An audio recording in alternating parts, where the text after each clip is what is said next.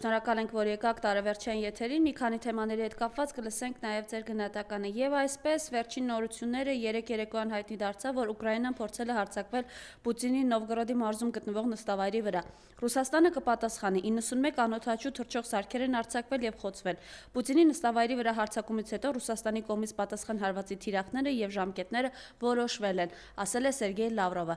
Կխնդրեմ այս հարձակման հետ կապված ձեր գնահատականը տակ, տարեվերջին ինչու է այս թափով ուր է գնում Զելենսկին եւ նպատակը որն է։ Նախ այն, որ այդ հարձակումը տեղի ունեցավ Զելենսկի-Տրամփ հանդիպումից հետո կամ հենց այդ ընթացքում, չգիտեմ, այսինքն հենց Տրամփի հետ հանդիպումից հետո։ Հիմա հարց է առաջանում, ասենք ինչքանով է Տրամփը, սովորական մարդու մոտ կարող է հարց առաջանալ, ինչքանով է Տրամփը իզորում, ասենք Զելենսկուն ստիպել ինչ-որ մի բան անել, այսինքն ծիծաղել է ամենայն դեպս ինձ համար այն, որ Զելենսկին կարող է Տրամփին չենթարկվել ինչ-որ հարցերում, որտեվ Միացյալ Նահանգները անձերով չեն կառավարում, այսինքն եւ անձերով այլ պետություններին իրենց վերահսկողության տակ չեն պահում, իրենք պահում են գործիքներով։ Հիմա որ Բայդենը գնաց, Տրամփը եկավ, ինչ այդ գործիքները վերացան, լինի դա ֆինանսական գործիքներ, ռազմական, չգիտեմ, քաղաքական, տնտեսական եւ այլ բնույթի տարբեր տեսակի գործիքներ։ Հետևաբար Զելենսկին կատարում է Տրամփի հրամանները ուղղակի։ Դա այսինքն ես չեմ պատկերացնում ուրիշ ձև ինչպես կարող է լինել, որովհետև այն գործիքակազմը, որ կար Բայդենի օրոք, այդ նույն գործիքակազմը տեղափոխվել է Տրամփի վարչակազմ եւ Տրամփն է այդ ամեն ինչը օգտագործում։ Այսինքն մի կողմից բանակցություններ, խաղաղություն գտնելու նպատակներ, մյուս կողմից հաստորեն Զելենսկին իբր նման քայլի է դիմում ու Տրամփն էլ իբր չի կարողանում Զելենսկին սաստի։ Զելենսկին աշխարհի առաջի առաջնորդն է, ով համարձակվեց գնալ Սպիտակ տուն եւ ուղիղ եթերում հակաճառել Տրամփին։ Ընդ որում ուշադրություն դարձրեք, որ առաջի անգամ երբ որ ինքը գնաց Սպիտակ տուն, ես չեմ հիշում նման դեպք, երբ երկու ղեկավարների բանակցությունները սկզբից մինչև վերջ ուղիղ եթերով տրվի։ Սովորաբար միշտ գնում են, մի հատ փակ հանդիպում են ունենում, բանակցում են, հետո գալիս են, ասուլիս են տալիս ուղիղ եթերում եւ այդպես իրենց բանակցությունների արդյունքների մասին հայտնում։ Իսկ Զելենսկի-Տրամփ հանդիպումը սկզբից մինչև վերջ ուղիղ եթեր է տրվել։ Հետևաբար դա եղել է թատրոն, ուղիղ եթերը տրվում է թատրոնի համար։ Եթե կուլիսներում բանակցություններ չեն եղել, փակ բանակցություններ չեն եղել, ուրեմն թատրոնի համար է տրվում։ Պատճառը ո՞րն է։ Տրամփը փորձում է հակամարտությունից դիստանցիա պահել, ձևացնել, որ իբր ինքը կապ չունի այս հակամարտության հետ։ Սա ռուս-ուկրաինական պատերազմ է, ինքը ուզում է այդ պատերազմը կանգնեցնել, վատ Եվրոպան էլ դրան խանգարում է։ Պարզ է, որ դա այդպես չի կարող լինել, որովհետև նախ, եթե Միացյալ Նահանգները ուզենային հակամարտությունը կանգնեցնել, իրենք ուղղակի կարգել էին զենք զինամթերքի մատակարարումը Ուկրաինայում։ Այդքան բան։ Մոտ 40-ից 50% զենք զինամթերքի մատակարարումը ուղիղ ամերիկյան է, մնացածն էլ էլի ամերիկյան զենք է, բայց Եվրոպայի միջոցով։ Այսինքն մոտ 60-ից 70% զենքը տալիս են ամերիկացիները Ուկրաինային։ Հիմա ինչ է պետք, որ պատերազմը կանգնի։ Ոչ մի բան, ընդհանրապես զանգ Վաշինգտոնից եվրոպացիներին արգելելով վաճառել ամերիկյան զենքը Ուկրաինային։ Նաև, ասենք, ուղիղ մատակարարումների դադարեցում, ֆինանսավորման դադարեցում եւ ասենք պայմանական ասած, մեկ ամսում ռուսները կմտնեն Կիև, որտեղ Ուկրաինայի մոտ կվերջանա զենք զինամթերքը։ Սա է կանգնացնելու ամենակարճ ճանապարհը եւ դա Միացյալ Նահանգների ձեռքերում է։ բայց իրենք ուզում են աշխարհին ցույց են տալիս, որ իրենք կապ չունեն այս կոնֆլիկտի հետ, սա ռուս-ուկրաինականը իրենք կողքից նայող են, միջնորդ են այսպես կոչված։ Հարմար տարբերակ է, ինչի որտեվ թող Ռուսաստանի եւ Եվրոպայի միջև հարաբերությունները լարվեն, թող պատերազմի հավանականությունը իրենց միջև մեծանա, դա ձեռնտու է Միացյալ Նահանգներին։ Ինչի՞ չէ, թող Եվրոպան ու Ռուսաստանը իրար հետ պատերազմեն։ Ինչ վատ տարբերակ է ԱՄՆ-ի համար։ Ինքը օվկիանոսից այն կողմ իր համար կնստի եւ կկառավարի այդ պատերազմը։ Այսինքն պատերազմը էլի ուրիշի ձեռքերով, թող լավ այս անգամ էլ Եվրոպան իր դաշնակից եվրոպացիները զոհաբերվեն, հետո ինչ։ Ինքը հոգը մնա։ Երկրորդ համաշխարհային պատերազմից հետո այդպես եղավ։ Թուլացած Եվրոպան մտավ Միացյալ Նահանգների տիրապետության տակ։ Այն մասը, որը որ ԽՍՀՄ տիրապետության տակ չէր։ Եվ պատերազմից հետո այդ հայտնի այդ Բրետոն Վուդյան համակարգը, այսինքն ֆինանսական համակարգը, դոլարի իշխանությունը հաստատվեց աշխարհում բացի խորհրդային միությունից, որը հրաժարվեց։ Հիմա էլ ինչ վատ տարբերակ է, թող Եվրոպան ու Ռուսաստանը իր հետ պատերազմեն, Ամերիկանը կօգտվի դրանից։ Հետևաբար Տրամփը կարող է ուղղակի Զելենսկուն սաստել եւ արգելել որևէ բան անել։ Ինչ վերաբերում է նրան, որ ինքը այդ տամագավ հրթիռները մասին է ասել, որ լավ է որ չենք վաճառել, իհարկե Տրամփի համար լավ է որ չեն վաճառել, որտեղ եթե այդ տամագավկերով հարված էր, պարզ կլինի որ դա ամերիկացիների հարվածն է։ Եվ Ռուսաստանի պատասխանը արդեն չէր լինի Ուկրաինայի վրա։ Արդեն հնարավոր է, ասենք մի Սուզանավ դուրս գար Նյու Յորքի ափերի մոտ, օրինակի համար ռուսական Պոսեյդոնով։ Դրա համար, այսինքն ամերիկացիները վախենում են, բացի այն սովորական սպառազինություններից ոչ հեռահար, որ տալիս են, վախենում են ավելի հեռահար հրթիռներ եւ ավելի ուժեղ ազդեցություն ունեցող հրթիռներ տալ Ուկրաինային, որովհետև վախենում են Ռուսաստանի պահատասխանից դեպի իրենց։ Իսկ Ռուսաստանի պատասխանը լինելու է միջուկային զենքով, պարտադիր չի հարվածի։ Ինքը կարող է ուղղակի մի հատ լավ վախեցնի։ Դրա համար իրենք դրդում են Ուկրաինային, Եվրոպային, ասում են դուք գնացեք, դուք կռվեք։ Ես եք ասեմ, որ ես իբր կապ չունեմ դրա հետ, ես ուզում եմ ավարտել։ Երկրորդն որ ասում են ավարտի, Տրամփը ուզում է ավարտել պատերազմը։ Ինչ է նշանակում պատերազմը ավարտել։ Հասկանալի չի ինչ է նշանակում պատերազմը։ Ասենք պատերազմը ավարտվեց, Ռուսաստանը վերցրեց ամբողջ Ուկրաինան, բացի Լվովից, Լվով քաղաքից։ Օրինակ, Լվով քաղաքն էլ իրավունք ունեցավ մտնի ՆԱՏՕ, դա Ռուսաստանի ձեռնտու է, թե չէ։ Մի հատ Լվով քաղաք։ Իհարկե ոչ։ Որտեղ վաղը միսօր այդ եթե մի քաղաք էլ մտավ, մի քաղաք, մի գյուղ ուզեցավ մտնի ՆԱՏՕ, իրավունք ունեցավ մտնելու ՆԱՏՕ Ուկրաինայից մնացած, դա Ռուսաստանի ձեռնտու չի, որտեղ այդ մեկը վաղը կդառնա 5, 10։ Տրամփը մեծ մարդ է, անverջ չի մնալու։ 20 տարի հետո ինչ է լինելու, 30 տարի հետո, 5 տարի հետո, Տրամփից հետո։ Հիմա Տրամփը Բայդենի բոլոր ասածները փնովում է, չէ՞։ Այդ մյուս նախագահն կգա կփնովի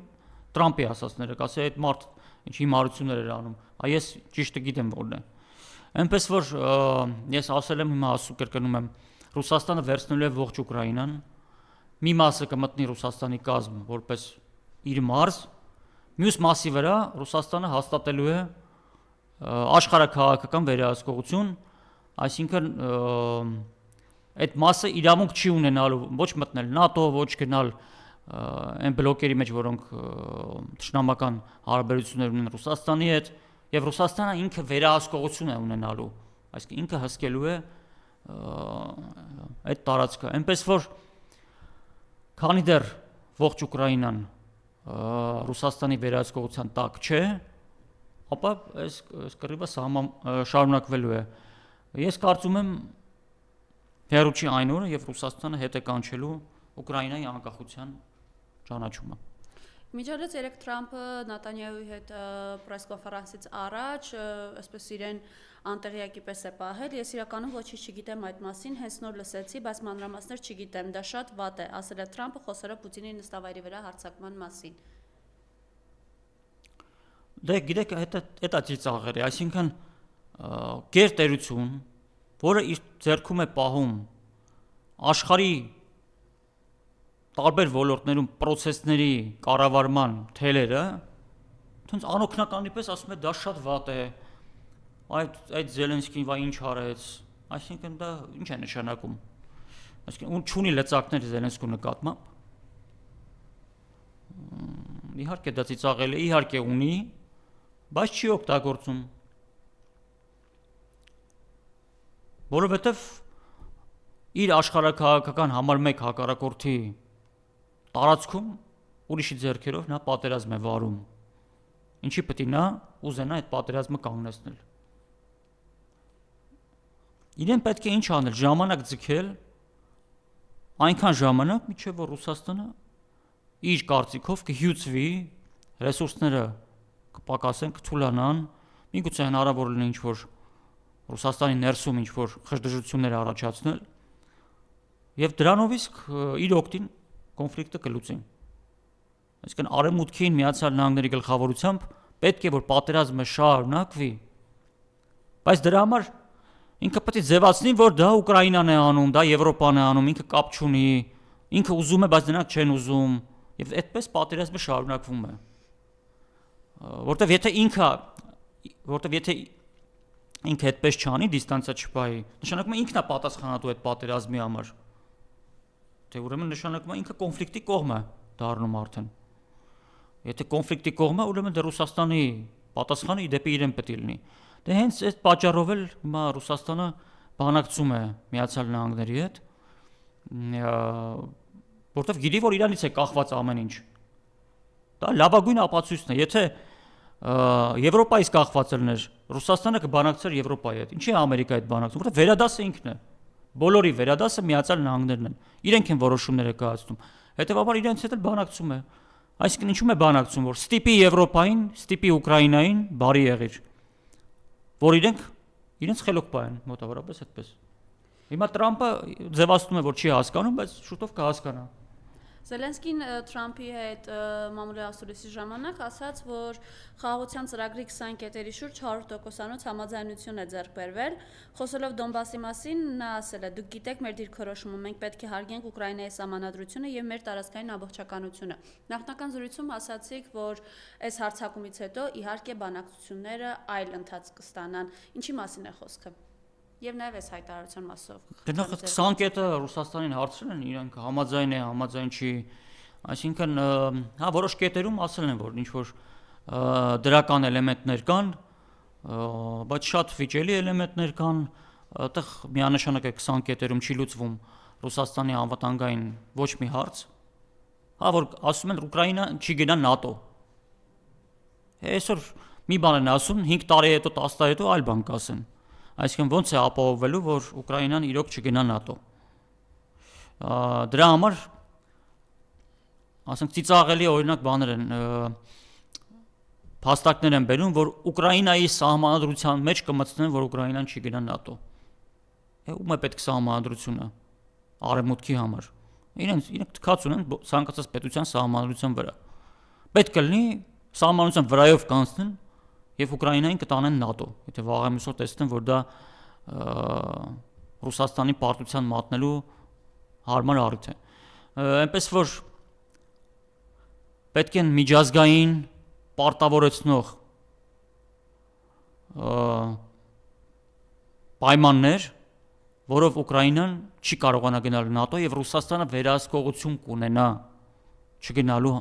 վերաբերյալ։ Դրա համար Ռուսաստանի նախագահը առաջարկեց, որ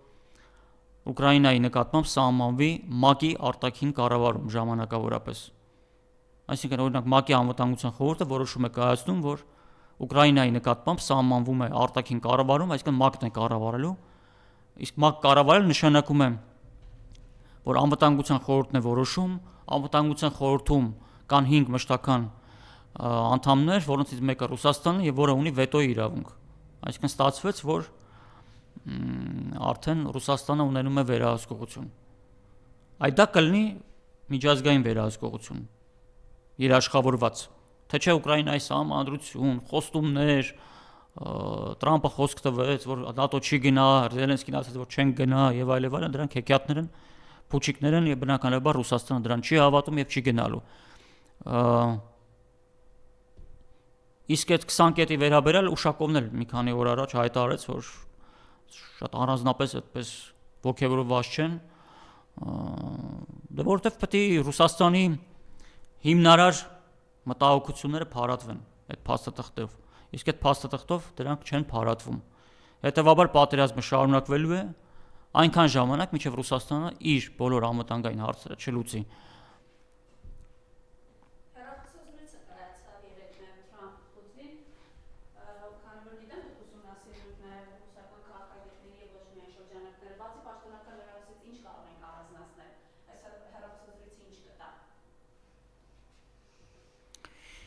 Տրամպը պարբերաբար փորձում է, այսպես ասենք, քարոզչական թեզերի նոր մի պարտիա տալ,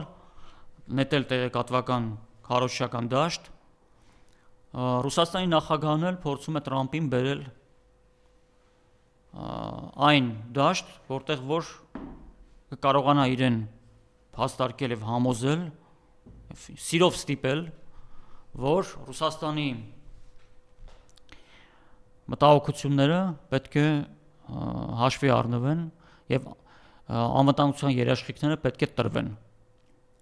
Երկու փաստաթուղթ կա դրա համար արդեն ստեղծված 2021 թվականի դեկտեմբերին Ռուսաստանը ԱՄՆ-ին եւ ՆԱՏՕ-ին առաջարկել էր այդ երկու փաստաթուղթը, այսինքն Տրամպին պետք է բերի այդ դաշտ, որպեսզի Տրամպը դրան համաձայնվի։ Այսինքն սա պարբերաբար Տրամպը խերախոսազրույցներ է ուզում ունենալ, ստուգել տրամադրությունը, ստուգել իր հաջորդ քայլերը, ինչպիսին պետք է լինեն եւ ինչ կարող է անել։ Աստիճանաբար ես վստահ եմ Ռուսաստանը կբերի Տրամպին այդ դաշտ, որովհետեւ Տրամպը չի ուզում ունենալ Վաշինգտոնի եւ Նյու Յորքի վրա ռուսական միջուկային զենքի սպառնալիքներ։ Այնպես որ վաղ թե ուշ ինքը գալու է դրան։ Վստահեցնում եմ, եթե ռուսական միջուկային զենքը չլիներ, Ռուսաստանը ինքը վաղուց արդեն հարվածներ էր ստանալու, այնպես ինչպես օրինակ ստացավ նույն Իրանը։ Միակ բանը, որ կանգնեցնում է Արևմուտքին Միացյալ Նահանգներին, դա Ռուսաստանի միջուկային զենքն է։ Հենց այդ պատճառով է, որ Ուկրաինայում չկան մեծածավալ ՆԱՏՕ-ի զորքեր։ Ինչ որ մի քանի հազար կան ինստրուկտորներ, բայց կանոնավոր բանակ մեծ տասնյակ հազարներով չկա։ Հենց այդ պատճառով է, որ հերահար հրթիռներ չեն տրվում։ Ինչու՞, որտեղ Միացյալ Նահանգներն են արգելում։ Ինչու Եվրոպան չի տալիս Ուկրաինային հերահար եւ մեծ հզորությամբ հրթիռներ, որտեղ Միացյալ Նահանգները արգելում են։ Ասում են, եթե դուք տվեցիք ու Ուկրաինան դրանով հարվածեց, ռուսները մեզնից են պահանջելու։ Իսկ մենք վախենում ենք Ռուսաստանի միջուկային զենքից, այնպես որ մի տվեք։ Հիմա եթե այդ հարցում ինքը կարողանում է զսպել, որ չտան, մյուս հարցերում ինչա չի կարողանում։ Բայց միևնույն է, ասում եմ, որ իրենք գալու են վերջը պայմանավորվածության։ Ռուսաստանի ձեռնտու չի ԱՄՆ պետության փլուզումը, իսկ ԱՄՆ-ն կարող է փլուզվել, որտեղ ունի բազում ներքին եւ արտաքին խնդիրներ, եւ իրեն պետք է իր համաշխարհային եւ ներքին հեղինակությունը պահպանել, եւ Ռուսաստանը ուզում է տալ այդ շանսը ԱՄՆ-ին, որպեսզի Ռուսաստանի հետ միասին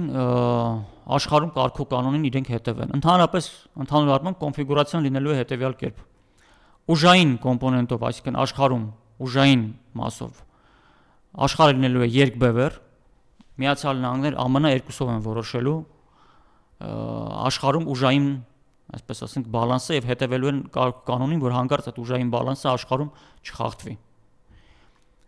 Տնտեսական առումով լինելու է բազմաբևեռ, այսինքն տնտեսության մասով պետությունները ազատ են լինելու իրենց արտաքին հարաբերությունները կառուցել։ Նույն հետխորհրդային տարածքի երկրները տնտեսության առումով կարող են եւ արևմուտքի հետ էլ հարաբերություն ունենալ եւ ցանկացած պետության հետ ում հետ որ կուզեն։ Բայց որոշ սահմանափակումներ հետխորհրդային տարածքում լինելու են։ Օրինակ հետխորհրդային տարածքի պետությունները իրավունք չեն ունենալու գնալ ՆԱՏՕ։ ԱՄՆ-Ռուսաստան պայմանավորվածության դեպքում դա տեղի է ունենալու։ Արգելվելու է հետխորհրդային տարածքի պետություններին երկու ԱՄՆ-ի եւ Ռուսաստանի կողմից գնալ ՆԱՏՕ։ Հետևաբար մեծ Բալտիկան դուրս է գալու ՆԱՏՕ-ից, ԱՄՆ-ն իրենց դուրս են շպրտելու, ասելու են, որտեվ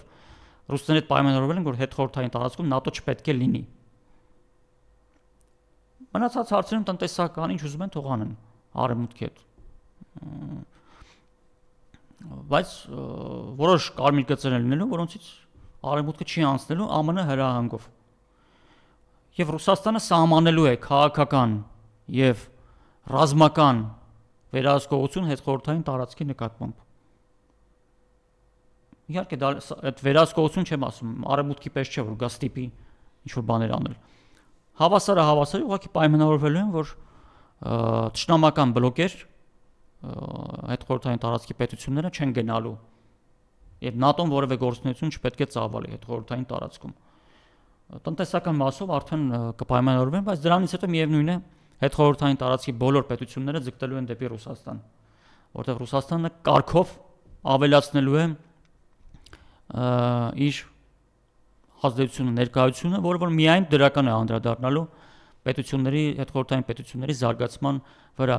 Երբ որ մեկ-մեկ ասում են Ռուսաստանը ինչպես է վերադառնալու այս կամ այն տարածաշրջան, նույն մեր տարածաշրջան, Ռուսաստանը վերադառնալու է ԱՄՆ համաձայնությամբ եւ ցանկությամբ։ Այսինքն երկուսով են պայմանավորվելու, որ ենթադրենք Հարավային Կովկասը դա Ռուսաստանի պատասխանատվության գոտին է եւ ինքը վերադառնալու է։ Այնպես չի լինելու, որ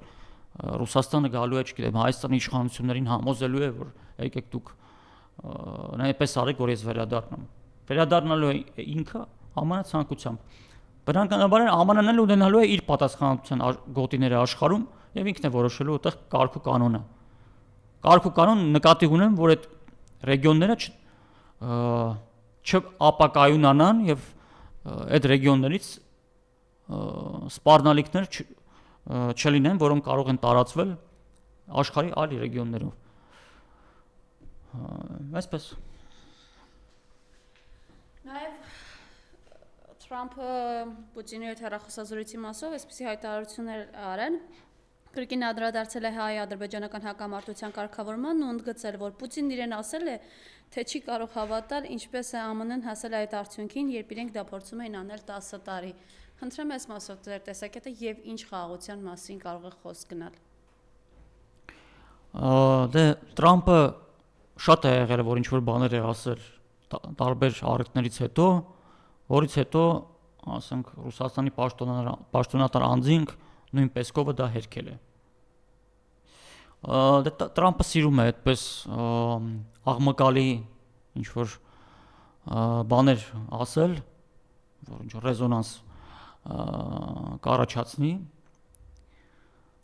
բայց ընդհանուր առմամբ ինքը ինչ որտեղ ճիշտ է ասում այն առումով, որ իհարկե արևմուտքն է արգելում, որ ռուսական տարբերակով Արցախի հարցը լուծվի։ Որտեղ տվյալ դեպքում ինչ է լինելու ռուսական տարբերակով, լինելու էր փոխշահավետ փոխզիջումային տարբերակ եւ կոնֆլիկտներ ընդմիշտ լուծվելու էր։ Այսինքն Ադրբեջանը ինչ որ բան հետ էր ստանալու, բայց Արցախը պահպանվելու էր հայկական եւ այնտեղ ռուսական խաղապահներ են լինելու եւ ըստ էության հարցը լուծվելու էր։ Արևմուտքին դա ձեռնտու չէր բնականաբար։ Թույլ տալ, որ ռուսական ներկայություն նման ձևով ամրապնդվի, իհարկե արևմուտքին ձեռնտու չէր, առաջերտին Միացյալ Նահանգներին։ ԱՄՆ-ն ոչ մի բան չի լուծել։ ԱՄՆ-ն ուղղակի որպես վերադաս բերել է իր մոտ եւ ասել է թուղթը տվել է, ասել է ստորագրեք, վերջ։ Ինչն է լուծել։ Ոչ մի բան չի լուծել։ Լուծել է, երբ որ ջանք են թափում։ Փորձում են գոնե երկու կողմին էլ փոխշահավետ տարբերակ առաջարկել։ Հիմա համեմատեք օգոստոսի 8-ի այդ հայտարարությունը նոյեմբերի 9-ի հայտարարության հետ։ Որն է ավելի լավը։ Այնպես որ Ռուսաստանը ջանք է թափել, որ դա լինի։ Ծանրագույն իրավիճակում ինքը հասավ նրան, որ նոյեմբերի 9-ով Արցախի հարցը չփակվեց։ Եթե Միացյալ Նահանգները այդքան ցանկություն ունեն լուծելու, թող ասին, այ նոյեմբերի 9-ը ինչ լավ փաստաթուղթ է, մենք ասպես ասենք, առաջարկում ենք, որ կողմերը վերադառնան եւ լուծեն, որտեվ այնտեղ փոխշահավետության սկզբունք կա։ Ինչ է օգոստոսի 8-ով փոխշահավետության սկզբունք կա։ Արցախ անուն կա, Լեռնային Ղարաբաղ լավ։ Հայերի վերադարձի մասին խոսք կա։ Ու ինչն է, ասենք, դրա լուծելու։ Հա լուծեց, լավ լուծեց, Ադրբեջանի օգտին շատ լավ լուծեց, հոյակապ։ Փակեց։ Ուրախ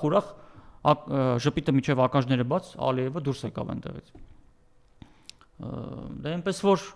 եթե մի պետություն կա, որը ջանք է թափել լուծման համար, փոխշահավետ դա Ռուսաստանն է։ Եվ դա փաստ է, որովհետև կա նոյեմբերի 9-ի հայտարարություն, որը բաց է տեքստը կա, կարող եք տեքստը կարդալ եւ դրամու համոզվել։ Դե որ զրոյացրեցին, բա ի՞նչն է Թրամփը լուծել այդ դեպքում։ Իվնաս մեզ լուծեց, հա։ Կամ մեկ-մեկ այդ որ ասում են, հեսա Թրամփը Սորոսի դատելու է։ Ինձ ինչ որ դատելու է։ Սորոսը պետ պատվեր է կատարել, ԱՄՆ պետության պատվերն է կատարել։ Հիմա Թրամփը եկել է, չի ուզում մի հատ իր ինչ կապ ունի, որ Բայդենն է արել, իր պետությունն է արել, չի ուզում մի հատ իր պետության տված վնասները փոխհատուցի։ Ասի լավ Սորոսը այսքան վատ բան արել, ես իր մասամբ գոնե իր արածները շտկեմ։ Դե պարզ է որ չեն անի, ես ասած հռետորական եմ ասում։ Պարզ է որ չեն անի, դե որտեվ իրեն շահերից չի բխում։ Այնպես որ երբ որ կտեսնեմ ռեալ քայլեր Միացյալ Նահանգների կողմից, դա այդ ժամանակ է կասեմ, բայց դրանք այդ ռեալ քայլերը հենց այնպես չեն լինելու։ Չմոռանանք մի բան, անցած անգամ էլ ասացի։ Երբ որ ժամանակին Ամերիկա մայրցամաքի բնիկ ժողովուրդներին կոտորում էին Եվրոպայից եկածները, որոնք հետո Ամերիկա պետությունը ստեղծեցին։ Իրենք հո այնտեղ ինչ որ, չգիտեմ, լիբերալ արժեքների լոզունգներով չէին անում, քրիստոնեական լոզունգներով էին անում։ Քրիստոնյաներ էին իրենց համարում, այդ լոզունգներով էին անում։ Այդ հնդկացիները իրենց ավանդույթներով էին ապրում, վրաններով։ Իրանք էլ ասում էին, մենք ուզում ենք եկածները ասում են ուզում ենք Ամերիկան զարգացնենք, այդ մարդիկ էլ իրենց ավանդույթներով մեզ խանգարում են, չեն թողում որ Ամերիկան զարգանա, ուզում են հետամնաց մնա այդպես։ Եվ այդքան ստիպեցին, նրանք էլ դիմադրեցին, իրենք էլ էին հարձակվում, դիմադրություն ցույց տվեցին, այնքան միջը 10 միլիոն կոտորեցին։ Այնպես որ աշխարհի շատ պետություններ խորը շունչ կքաշեն եւ կկարողանան իրոք բռնել իրենց զարգացման ճանապարհը միայն այն դեպքում, երբ Ռուսաստանը իր բռնած գործը հասցնի ավարտին։ Եվ արևմուտքի գերիշխանության դարաշրջանը վերջնականապես աշխարհում ավարտվի։ Այլ տարբերակ չկա։ Թրամփը կգա, չի գա, ով կգա իշխանության Ամերիկայում, դա ոչ մի էական նշանակություն չունի։ Ով էլ գա այնտեղ հաստատ իրեն Հայաստանը չի հետաքրքրելու։ Այնպես որ միակ տարբերակը դա է, որ ես ասում եմ։ Նեթանյահուի հետ ասուլիսի ժամանակ Թրամփը ասում է. Իրանը հնարավոր է իրեն լավ չի պահում, դա հաստատված չէ, բայց եթե դա հաստատվի, նրանք գիտեն հետևանքները եւ հետևանքները կլինեն շատ լուրջ, գուցե նույնիսկ ավելի լուրջ, քան նախորդ անգամ։ Իր հերթին Խամենեիի խորհրդականը զգուշացրել է Իրանի կոշտ պատասխանի մասին ագրեսիայի դեպքում։ Կխնդրեմ այս մասով ձեր տեսակետը արտահայտեք, ինչ զարգացումներ հնարավոր է լինեն եւ բնականաբար Իրանը մեր բնական հարևան դաշնակիցն է, տարածաշրջանում դա ինչ հետևանքներ կունենա։ Մենք շրջապատված ենք երկու թշնամի պետությամբ, որքան էլ սրանք խոսում են խաղաղության մասին, որ այլևս բարիդրացիական հարաբերություններ կան, բայց պարզ է, որ տարածաշրջանը եթե եռած, Ադրբեջանն ու Թուրքիան օգտվելու են ամենահարմար առիթից։ Մեկ-մեկ համացանցում տենց հետաքրքիր դեմոտիվատորներ են հանդիպում, մի այդպիսի դեմոտիվատոր տեսա, ինչով են տարբերվում հանրապետականները դեմոկրատներից, մի նկարի մեջ երկու նույն ռմբակոծիչ էր նկարած, ամբողջովին նույնը,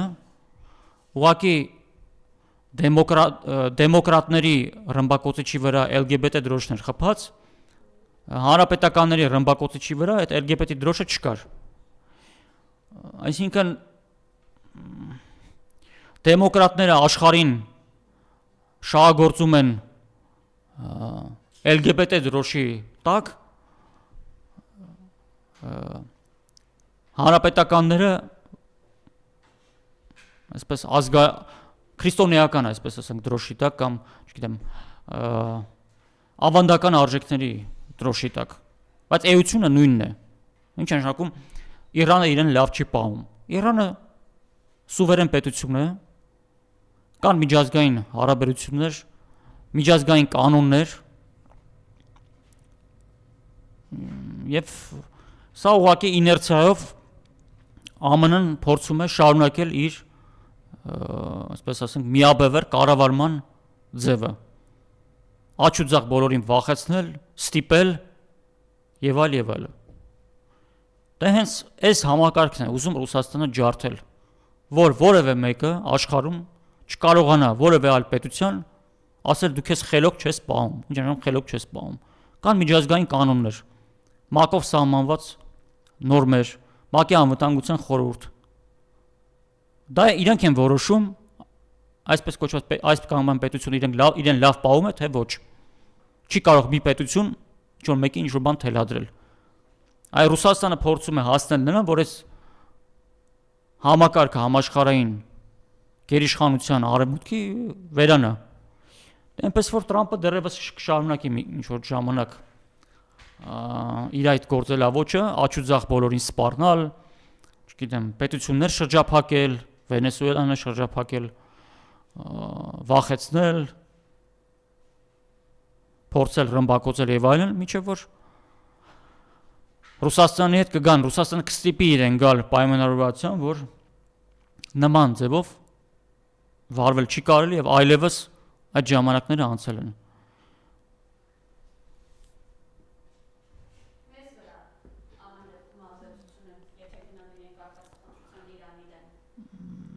Ցանկացած պետության համար իր հարևան պետության տարածքում քաղաքական եւ ռազմական ապակայունացումը բերում է լուրջ խնդիրների, որտեվ ուզենք թե չուզենք այդ ապակայունացումը բերելու է լուրջ բացասական ազդեցությունների նաեւ մեզ վրա։ Քանի որ Հայաստանը այսօր ըստ էության քանդում է եւ քանդել է ԱԱԳ-ին իր անվտանգային համակարգը, որը ուներ Ռուսաստանի օգնությամբ, ապակայունացումը հարևան Իրանում կարող է վատ ազդեցություն թողնել մեր վրա, որովհետեւ հարևանները կարող են դրանից օգտվել։ Անկանխատեսելի հետևանքներ մեզ համար կարող է դա ունենալ։ Բայց չեմ կարծում, իմ կարծիքով 100% իհարկե չեմ կարող ասել, բայց չեմ կարծում, որ այդ երկրորդ հարձակումը Իրանի դեմ կլինի։ Նույնիսկ չեմ կարծում, որ Վենեսուելայի դեմ կլինի։ Միգուցե ինչ որ ձևական դեմքը պահելու համար ինչ որ հարվածներ առանձին լինեն, առանձին վերցած, որ իբր ցույց տա Տրամպը, որ ասեց արեց։ Բայց լուրջ հարձակում ամենայն դեպս հավանականությունը ավելի քիչ է, քան կար, ասենք 1 տարի առաջ։ Որտեվ Ռուսաստանը քանի ամրապնդում է իր դիրքերը, այնքան Միացյալ Նահանգների համար ավելի դժվար է դառնում այս կամ այն պետությանը ուժի սպառնալիքով ինչ որ բան ստիպելը։ Եվ այդ ժամանակները մոտ ապագայում ավարտվելու են։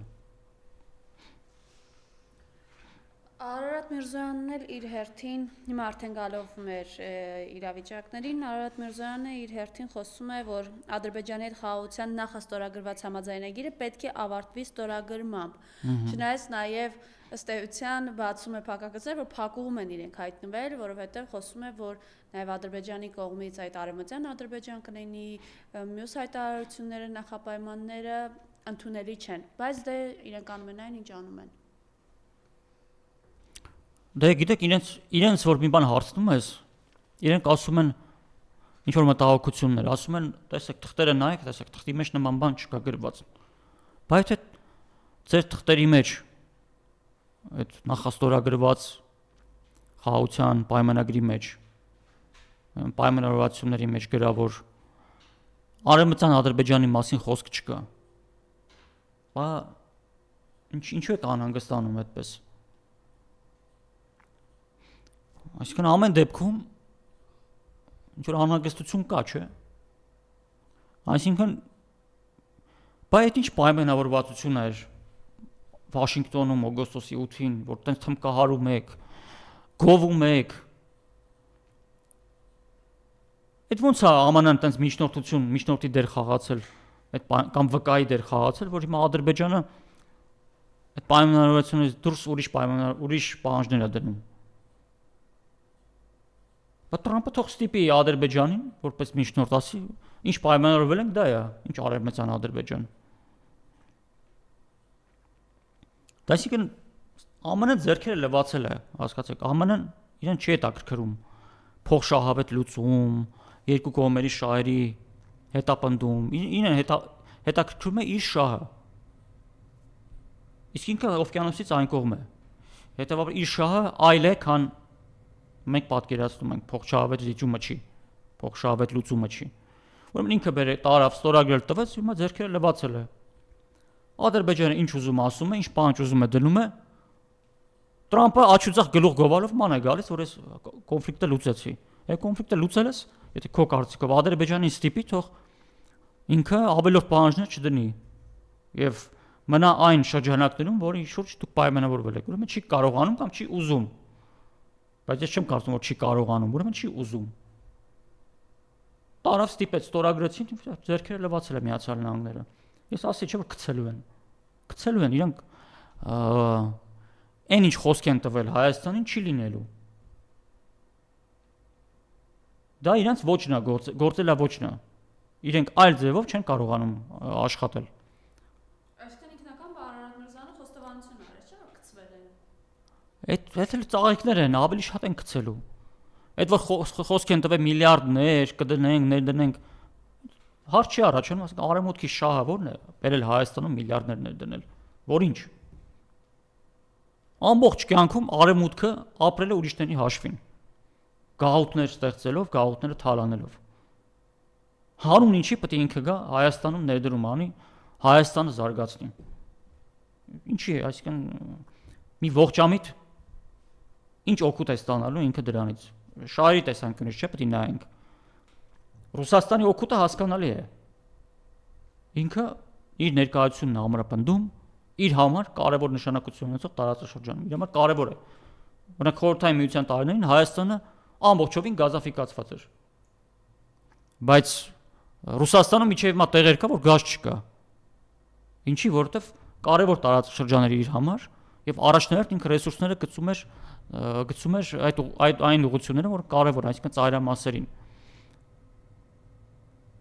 Այսինքն իր համար բնական է, ձեռնտու է դա անելը։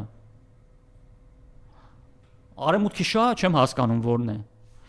Այնպես որ տեղել են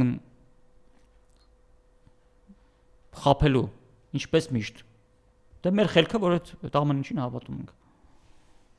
Իմիջիայլոց նաև նույն Արարատ Միրզյանի այս հայտարարությանը կուզեմ անդրադառնալ։ Եթե մարդն օտար հատուկ ծառայությունների գործակալ է, ասենք հա ոչինչ ինքը սրբազան է, ասում է Արարատ Միրզյանը, գիտեք խոսքը ում մասին է, եզրասրբազանի մասին են իրենք այսպես խոսում, եւ ով է խոսում։ Ուրեմն եւ մարդկային օրենքներով եւ պետության օրենքներով մարդու մեղքը ապացուցվում է փաստացի ապացույցներով։ Այսինքն կա անմեղության կանխավարկած։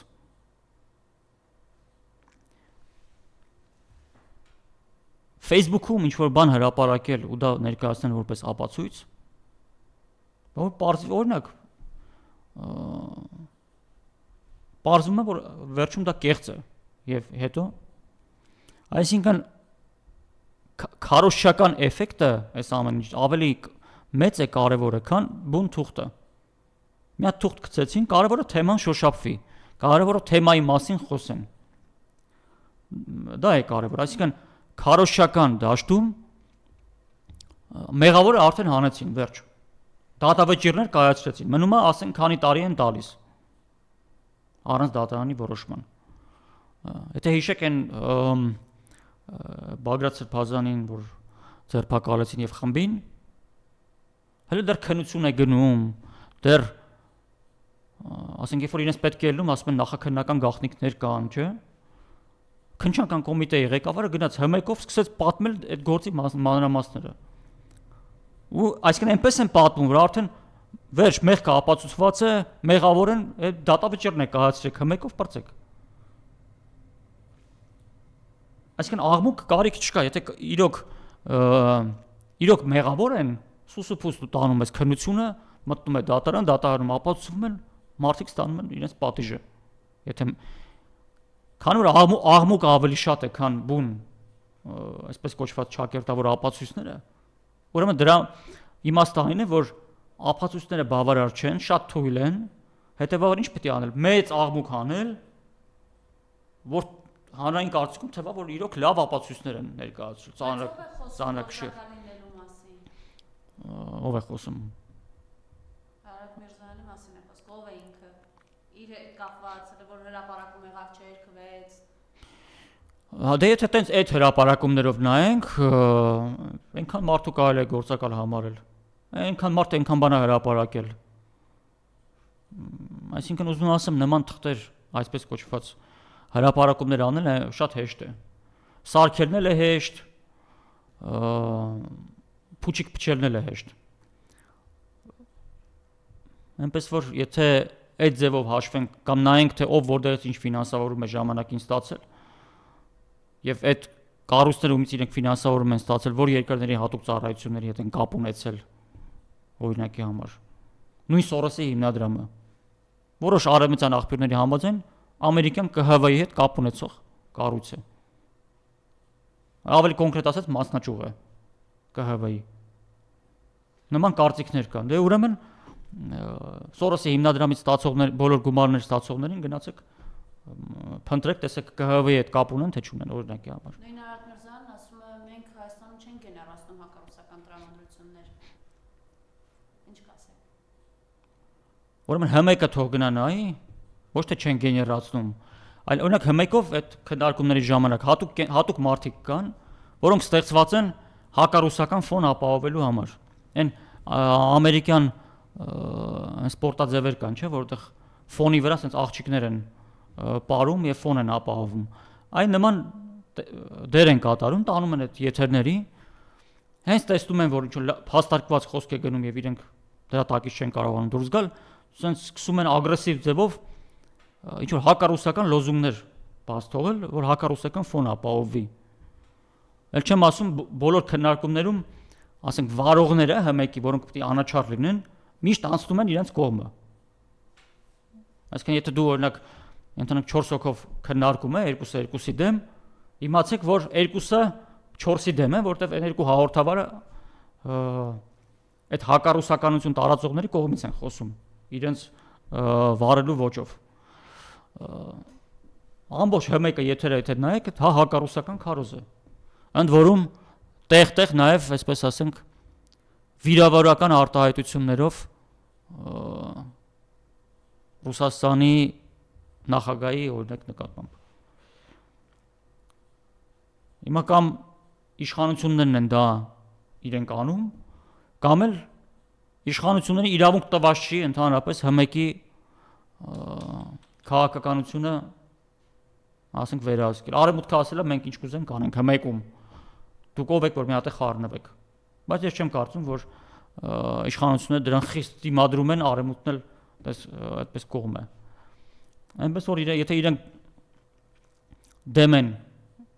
կամ կողմ չեն հակառուսականությանը, դա հանգիստ կարող են կանխարգելել։ Եվ ամեն մի շիզոֆրենիկի իր հակառուսական թեզերով եթեր չտան։ Ճիշտ ասած, ձայնը չեն կարող միացնել YouTube-ի հետագայում խնդիրներից խուսափելու համար, բայց այս պատկերը խնդրում եմ նայեք։ Ու որ գնա, հետները կգնա, երկում, թռնում, պարում են Նիկոլ Փաշինյանը ԿՊԱ-ականները։ Ինչ կասեք այս մասով, սա ինչի դրսևորում է այն իրականության մեջ, որ անօթևան մեր արցախցիները, կորսված հայրենիք, վտանգված սահմաններ կամ այլևս առանց սահմանների Հայաստան, բայց իրենք բոլորով տարածում են այս խաղաղությունը, բերել են խաղաղությունը։ Նախ այս մարդիկ իրենք պաշտոնատար անձիկ են, սա իրենք սովորական մարդիկ չեն, որոնք երկրի համար ոչ մի պատասխանատվություն չունեն եւ ինչ որ միտեղ որոշել են քեֆ անեն ռեստորանում։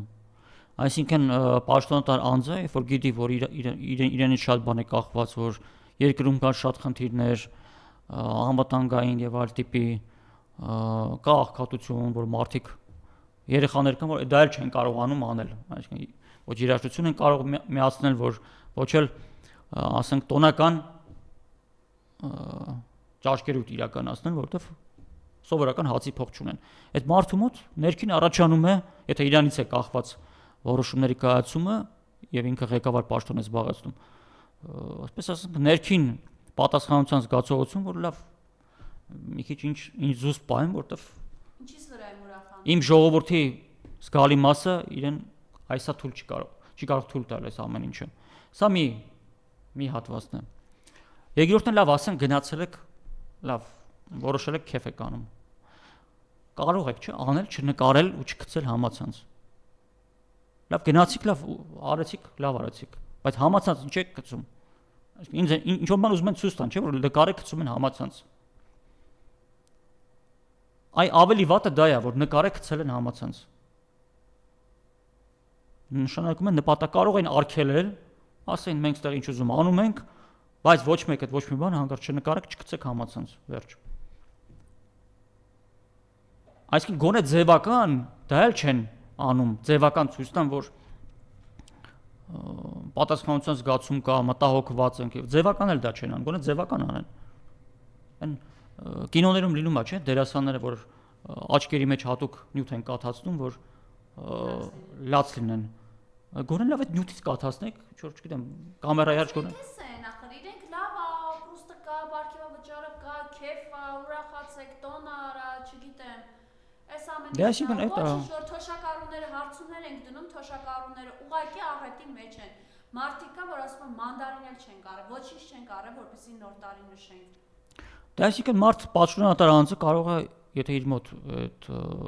խիղճը կա, ներսում պատասխանատվությունը, կարող է իր համար որոշել, որ քանի դեռ ենթադրենք իմ ժողովրդից գալի մասը այսպես է ապրում, ուրեմն ես ինձ չեմ կարող թույլ տալ, տարական պատասխանատվության զգացողություն է, տարական, այսինքն դա մարդկային տարական պատասխանատվության խղճի զգացողություն է։ Դե հիմա ինչ ունենք այն, ինչ ունենք։ Սա է։ Եվ սա էլ չենք միացնի, այս մարդու դեմքին նայեք, պարզվեց Գառնու համայնքապետարանի աշխատողն է եւ նաեւ համացանցումի շուրջ տեղեկություններ կան, որ Աննա Վարդապետյանի գլխավոր դատախազի քեռին է ոնց որ ջնդոյի դու են ասում, թե ինչ են ասում, մեր գործընկեր Լիա Սարգսյանն էր գրառում արել սրա մասին։ Սա այն մարդն է, որը Գառնիում Նիկոլ Փաշինյանը, որ գնացել էր Կիրակի օրը Գառնի, խոսելով վեհապար հայրապետին հեռացնելու ինչ տարբերակ եք տեսնում, հազար ներողություն ուղղակի որպես ուղիղ մեջ բերում, քարով կտանք գլխին կսատկացնենք։ Խնդրեմ այս մասով ձեր տեսակետը, ով են նրանք, ովքեր են, որ այսպես հայտարարություններ են անում։ Այսօր առավոտից էլ ինչ-որ կալանավորումներ են արդեն գնացել Խաչիկ Գալստյանին եւս 8 հոգու ձերբակալել են, բայց սրանք նման մարդիկ, ովքեր բառացիորեն սպանության կոչեր են անում, ազատության մեջ են։ Նախ այս մարդը եթե նման բան է ասում, ուրեմն ինքը այդ մթնոլորտի մեջ է, ինքը այդ անպատժելիության մթնոլորտի մեջ է, ինքը գիտի, որ ասի եւ իրեն ոչինչ դրա համար չի լինի։ Հնարավոր է ինչ-որ ձևական միգուցե եւ կանչեն, ասեն մենք կանչեցինք, բացատրեցինք, որ նման բաներ անել չի կարելի։ Ուրեմն չի լինի, այս նոր տարվա տոներն է կլինեն, կանցնեն կգնան, թեման կմոռացի, ոչինչ բան չի լինի։ Ժամանակին հիշում եմ հանգուցյալ Արմեն Գրիգորյանին եթերում ինչ որ մի երկու բառ էր ասել, այսպես ձեռնաշղթաներով գլուխը իջեցրած միանգամից ձերբակալեցին տարան։ Ընդ որում ինքը տենց ուղղակի կարծիք էր հայտնել, ոչ մեկին ոչ սպառնացել էր, ոչ մի բան չէր արել։ Այնպես որ ես անձամբ չեմ հավատում, որ այս մարդը որևէ պատասխանատվության կենթարկվի։ Ինչ որ ձևական կարող է ինչ որ մի բան հայտարարեն, բայց որևէ գործ, որևէ բան դժվար թե։ Մարդը բառացիորեն խոսում է սպանելու մասին։ Դե սա տեստի նման մի բան է, ես ենթադրում եմ։ Աստված չանի, վաղը մյուսօր մի շիզոֆրենիկի մտքով ինչ-որ մի բան անցավ։ Դե կասեն մենք չանենք։ Շիզոֆրենիկը որոշեց նման բան անել, գնաց արեց։ Սա ինչ որ տեստի նման մի բան է։ Այսինքն եթե դու ասենք նման կարծիք ես հնչեցնում, կարող է ասենք 10,000-ի մոտ ինքը ոչ մի ազդեցություն չունենա, բայց 10,000 մեկի մոտ կարող է ազդի մեկի վրա, ինքը ասի, իսկ ինչի կարելի է այսպես հարցը լուծել։ Եվ վեհապար հայրապետի դեմ շարունակվող արշավը Սա շարունակվելու է, սա չի կանգնելու, որտեվ սա իշխանությունները չեն որոշում կաթողիկոսի դեմ շարունակեն թե ոչ, սա ուղղափառության դեմ պատերազմ է, արևմուտքի կողմից է պատերազմը, հետևաբար արևմուտքն է որոշում վեհապարի դեմ արշավը կկանգնի թե չի կանգնի։ Նույնիսկ եթե շատ ուզենան իշխանությունները չեն կարող կանգնեցնել, որտեվ դա իրենց կռիվը չի, որ մի հատ ուզենան կանգնեցնել։ Այնպես որ սա շարունակվելու է, կանգ չեն առնելու։ Եվ մենք պետք է պատրաստ լինենք նորանոր հարձակումների։ Հարցը այն է, որ ֆիզիկապես մայրաթոռը կպաշտպանենք, հարցը դա չի։ Հարցն այն է, որ նույնիսկ եթե ֆիզիկապես չհաջողվի վերցնել մայրաթոռը, իրենք օրենքներով են սկսելու եկեղեցուն ճնշել։ Արդեն զրկեցին սեփականության իրավունքից, վստահ եմ ասում, որ հաջորդ սահմանությունից հանելու են եկեղեցու այդ գերակայության հոդվածը, եկեղեցուն իջեցնելու են սովորական կրոնական կազմակերպության մակարդակի իր կարգավիճակը, ենթադրում եմ օրենքից կհրաժարվեն, եկեղեցու եւ պետության միջև հատուկ օրենք կա, այսինքն օրենքներով են փորձելու եկեղեցու դերը պետության կյանքում նվազեցնել։ Այսա ավելի դժվար է սրա դեմը առնելը, որտեղ եթե գրոհում են մայրաթոռը, դե տղամարդիկ կանգնում են դեմը, չեն թողում։ Բայց այդտեղ ինչ ոնց պետք է անես, օրենք են ընդունում, այդ օրենքը հետո կյանքի է կոչվում կամ սահմանություն են ընդունում, այդ սահմանությունը հետո սկսում է օրենքի ուժ ստանալ։ Այսինքն սա ավելի երկարատև եւ ավելի փափուկ ձևի պատերազմ է, որը շարունակվելու է։ Հույս ունենալ, որ արևմուտքը մի օր կասի չէ վերջ, ես դադարեցնում եմ ուղղափառության դեմ պայքարը, բայց ասեմ մի դրական տենդենց կա։ Ուկրաինայում ինչ որ կատարվում է, Ուկրաինայի ուղղափառ եկեղեցու դեմ, պատվիրատուները նույնն են, ինչ որ Հայաստան հայ առաքելական եկեղեցու դեմ։ Բայց վերջերս Ուկրաինայում որոշակի գործընթացներ էին նախապատրաստում, լրացուցիչ դատական process-ներ, օրենքներ Ուկրաինայի ուղղափառ եկեղեցուն վերջնականապես ծնկի բերելու համար։ Դրանք հետաձգվել են։ Ինչու՞, որովհետև Ռուսաստանի դիրքերը ամրանում են եւ այս համատեքստում նաեւ արևմուտքի այդ կործանարար ազդեցությունը եւ գործընթացները որոշակի չափով դանդաղում են։ Հետևաբար, երբ որ ԱՄՆ-ն եւ Ռուսաստանը կգան վերջնական պայմանավորվածության, կարմիր գծերից մեկը լինելու է այն, որ ուղղափառության դեմ պատերազմը պետք է դադարեցվի։ Եվ այս process-ները բոլորը միանգամից կանգ են առնելու եւ Ուկրաինայում, եւ Մոլդովայում, եւ Հայաստանում։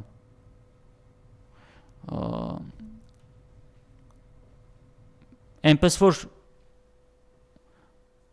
առայժմ մենք կանգնեցնել ամբողջ process-ը չենք կարող ենք խանգարել, դանդաղեցնել, կանգնեցնել չենք կարող, բայց ինքը կկանգնի, երբ որ ուղղափառության դեմ ընդհանուր պատերազմը կդադարեցվի եւ ընդհանրապես դա որպես կարմիր գիծ կհամարվի Ռուսաստանի կողմից, որ այդ պատերազմը չպետք է այլևս շարունակվի։ Բայց շարունակելու են հարձակումները։ Չհաջողվեց հարձակումը, այլ ճանապարհներ են փնտրելու, այլ մեթոդներ են փնտրելու, մեթոդների ընտրության հարցում իրենք որևէ արգելք չունեն, այսինքն ասեմ դե լավ է, մի մեթոդը չանենք, այդպես անբարոյական մեթոդ է, չէ, ցանկացած ամենացածր մեթոդների ընդունակին, որտեղ սա աշխարհաքաղաքական մեծ պատերազմ է ուղղափառության դեմ։ Իհարկե, այս պատերազմի կառավարիչները որևէ արգելք այդ առումով չունեն։ Ուկրաինայում նույն process-ն է, խլում են եկեղեցիներ, խլում են հողեր, խլված եկեղեցիները դարձնում են խնջույքների եւ քեֆերի վայր, ասենք մարդիկ գնում են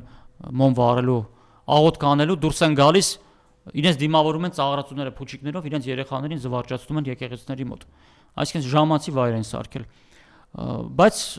կարծում եմ հեռու չի, երբ այս պատերազմը ուղղափառության դեմ եւս կդադարի։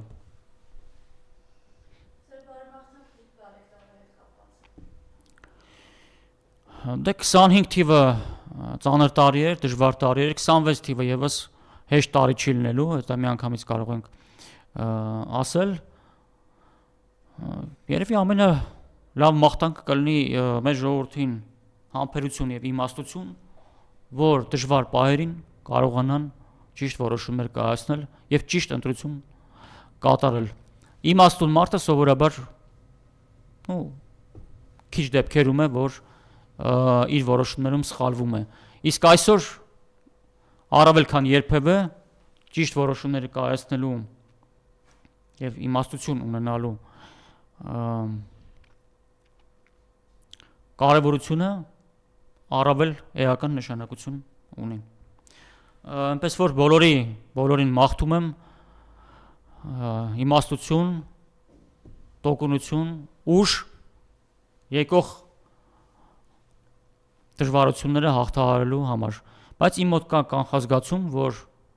2026 թվականը բեկումնային process-ների սկիզբ կարող է լինել։ Այնպես որ զինվենք համբերությամբ։